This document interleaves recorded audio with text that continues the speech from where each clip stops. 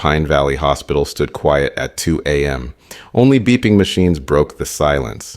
Dr. Alex Chen stood at the medicine cabinet in room 13, his shaking hands hovering over the keypad. The dim light showed his tired face, once young and bright, now worn and hollow. After 10 years as the hospital's star sleep doctor, everyone trusted him completely. But tonight would change everything.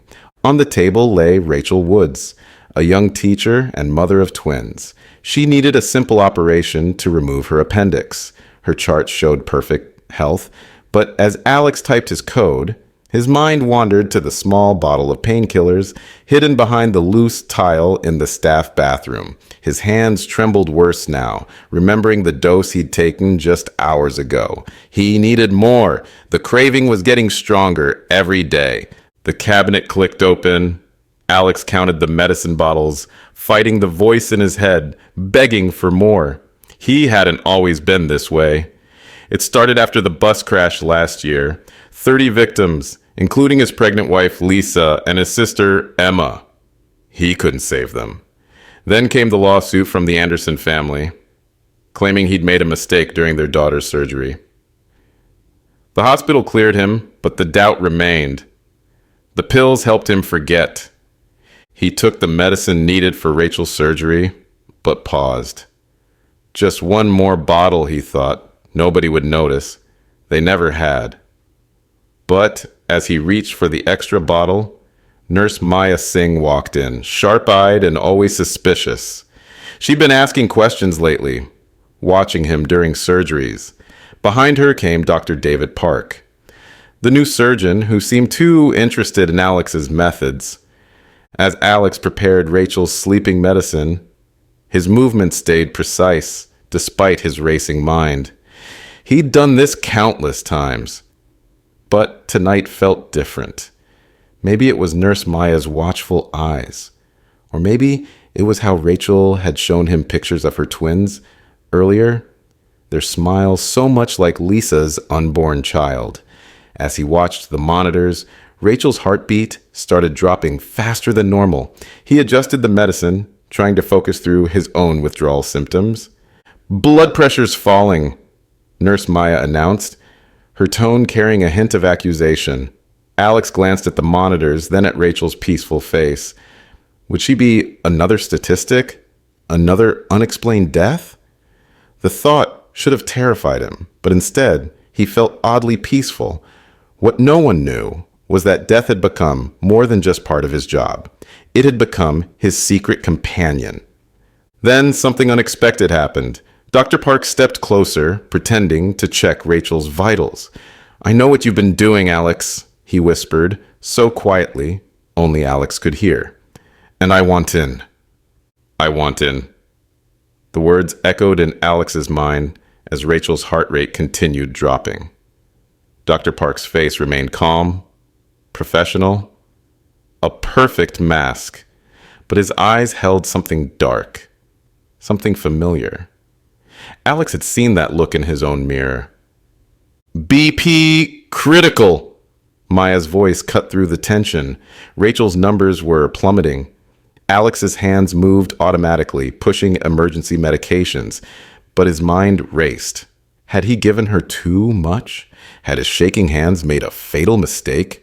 Or was this exactly what he'd planned in his drug-hazed state? "Step aside, Dr. Chen," Maya ordered, reaching for the crash cart. But Dr. Park blocked her path, pretending to check equipment. "Everything's under control," he said smoothly. Dr. Chen knows what he's doing. Their eyes met over Rachel's body, a silent understanding passing between them. Suddenly, the monitor's steady beep turned into a scream. Rachel's heart had stopped. The room erupted into chaos, but for Alex, time slowed down. Through the fog in his mind, he noticed Dr. Park slipping something into his pocket, something that looked exactly like the missing medicine bottle.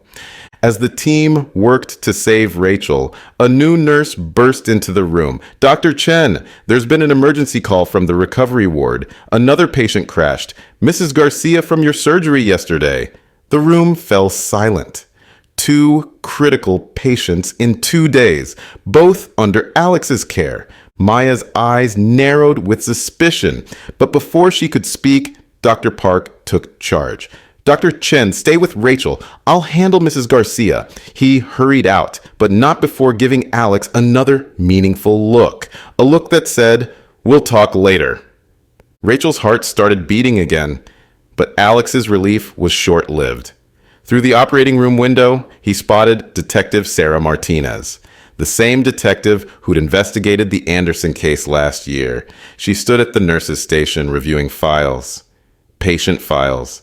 His patient files. As if reading his thoughts, Maya stepped closer. 14 deaths in the past year, she whispered. All your patients, Alex. All unexplained complications. Did you really think nobody would notice? But her tone wasn't threatening. It was almost sympathetic. The door opened again. This time, it was the hospital's new administrator, Dr. James Wilson. His face was grim. Dr. Chen, Detective Martinez would like to speak with you. He paused, glancing at Maya. And Nurse Singh? She has questions for you too. Alex's hands stopped shaking. For the first time in months, his mind cleared. He wasn't the only one with secrets in Pine Valley Hospital. And Dr. Park's words suggested this went deeper than anyone suspected. Detective Martinez sat across from Alex in the cold hospital conference room. 14 deaths, she said, spreading photos across the table. Each one showed a different patient, all gone too soon, all under Alex's care. But what fascinates me, she continued, is how they all died while recovering, not during surgery. Alex's hands were steady now, the familiar tremors gone, replaced by a strange calm. Through the conference room's glass walls, he watched Dr. Park talking intensely with Dr. Wilson in the hallway. Money was exchanging hands.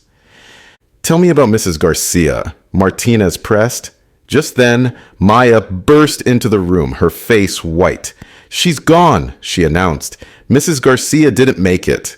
Her eyes locked with Alex's, carrying an unspoken message. As Martinez turned to leave, her phone buzzed. Her face changed. 3 more deaths reported, she said slowly. But these weren't your patients, Dr. Chen. She looked at him differently now. They were Dr. Park's. Alex remembered how Park had rushed to Mrs. Garcia's room, how he always seemed to appear when patients crashed. The pieces started fitting together, but the picture they formed was darker than anything Alex had imagined. Back in his office, Alex found a note slipped under his door. Midnight, storage basement, come alone, M. But Maya was still being questioned. The handwriting wasn't hers. He opened his locker, reaching for his hidden stash of pills. Instead, he found a small recorder and another note. Insurance. The truth goes deeper. Wilson knows everything. He recognized Dr. Park's handwriting this time. The hospital PA system crackled. Code blue, room 302. Code blue, room 302. Alex froze. That was the room where they'd moved Rachel Woods for recovery. As he ran toward the elevator, he spotted Dr. Wilson hurrying away from that direction, straightening his tie.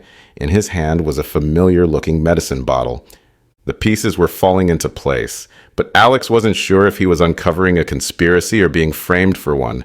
Either way, he knew one thing. Not all the killers at Pine Valley Hospital carried syringes. Alex raced to room 302, his heart pounding. Inside, Rachel Woods was breathing. Barely. On her IV bag, he noticed something odd. A tiny puncture mark. The same kind he used to make when stealing medications. Looking for evidence? Dr. Park emerged from the shadows. Wilson's getting sloppy, just like he did at his last 3 hospitals. He pulled out a file. Inside were newspaper clippings. Mysterious deaths at hospitals across the country, each time under a new administrator named James Wilson, though the photos showed slightly different faces. He recruits doctors with problems, Park explained. Addicts, gamblers, people who can be controlled, makes them take the fall when things get hot. I've been tracking him for 2 years. Park wasn't just a surgeon, he was an undercover investigator. Maya appeared at the door. Detective Martinez is dead. Her voice shook. Car accident. Just like Wilson's last investigator in Chicago. She handed Alex a USB drive. Security footage from the parking lot. Wilson wasn't fixing his tie earlier. He was wiping brake fluid off his hands. Suddenly, the hospital lights went out. Emergency generators hummed to life, but several crucial monitors stayed dark. In the ICU, ventilators stopped working. Through the window, Alex saw Wilson calmly walking toward his car. He's destroying evidence, Park said, and witnesses. They heard screams from the recovery ward. The backup generators for critical patients, Maya gasped. They're not failing. They've been sabotaged. Alex's phone buzzed. A text from an unknown number. You should have stuck to stealing pills, Dr. Chen. Now 14 deaths will become 40. Check the water supply. The pieces finally clicked. The deaths, the timing, Wilson's perfect cover-ups. This wasn't about addiction or mistakes. This was a testing ground for something much worse. The emergency ward descended into chaos. Nurses rushed between failing ventilators, while doctors manually pumped air into patients' lungs. Alex's mind cleared completely. His withdrawal, forgotten in the crisis. The water supply, he muttered, rushing to the basement with Park and Maya. The hospital's main water tank stood before them, and floating on top was a familiar sight. Empty medicine bottles, dozens of them. It's not just Pine Valley, Park revealed, showing his phone.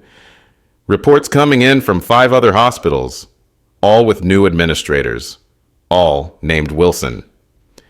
Maya accessed the hospital's computer system. These aren't random deaths, she gasped. Look at the patient profiles. All of them were registered organ donors. A security guard appeared, gun raised. But instead of stopping them, he handed them more files. Names Agent Roberts, FBI. We've been watching Wilson for months.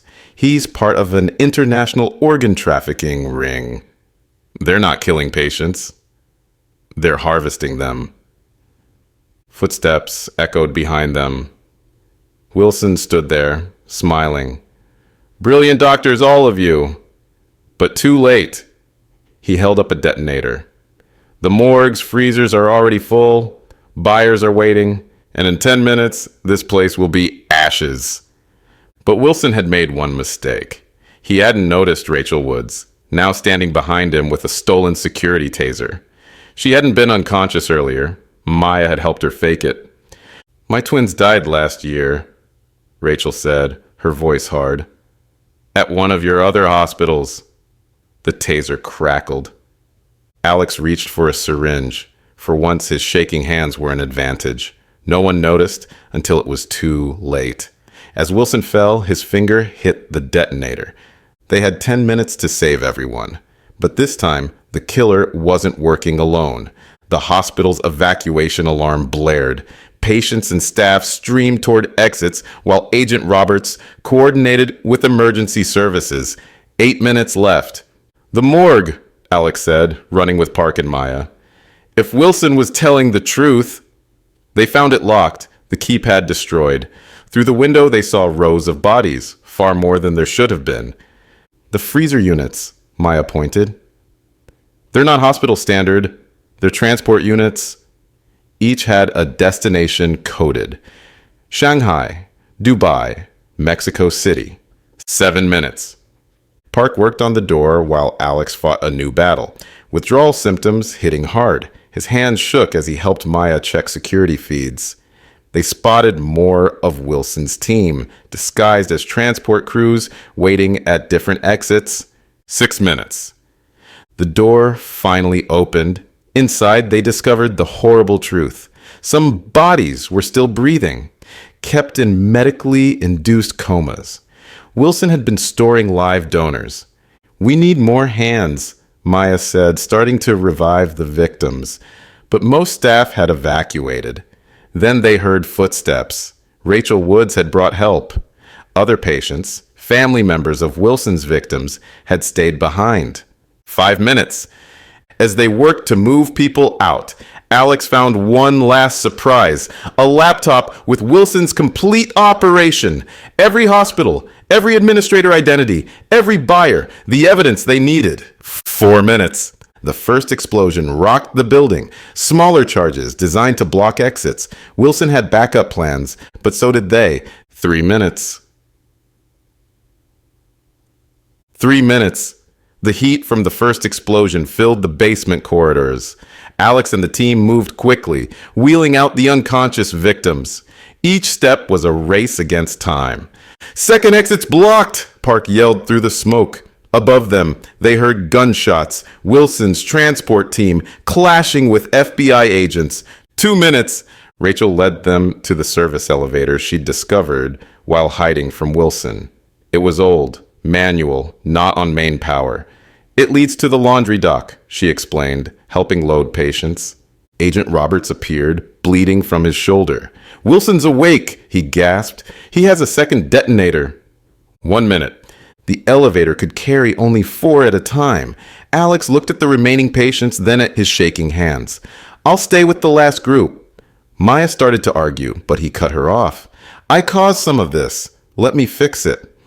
The elevator rose with the second to last group. As Alex prepared to load the final patients, he heard footsteps. Wilson stood there, detonator in hand, blood running down his face where Rachel had struck him. "You could have been rich," Wilson said. "Could have blamed all those deaths on your addiction. Now you'll just be another body in the rubble." 30 seconds. Alex smiled, his hands steady for the first time in months. "Check your detonator, Wilson." "While you were unconscious," he held up a syringe. "I'm not the only one who knows how to steal medicine." Wilson pressed the button. Nothing happened. The elevator returned, but it wasn't empty. 0. The elevator doors opened. Inside stood Detective Martinez, very much alive. "You faked your death," Wilson gasped. "Just like you faked all those patient records." She smiled, weapon raised. Behind her were FBI teams Maya and Park. But Wilson laughed. "You think I worked alone?" The lights flickered. Through the basement windows, they saw more transport vans arriving. "My buyers don't like losing merchandise." Alex noticed something else. Wilson's hands weren't shaking from fear. They were shaking from withdrawal. "You're not just selling organs," Alex realized. "You're addicted to your own supply." 14 hospitals, Wilson sneered. 14 perfect operations. Until you notice the pattern, Dr. Chen.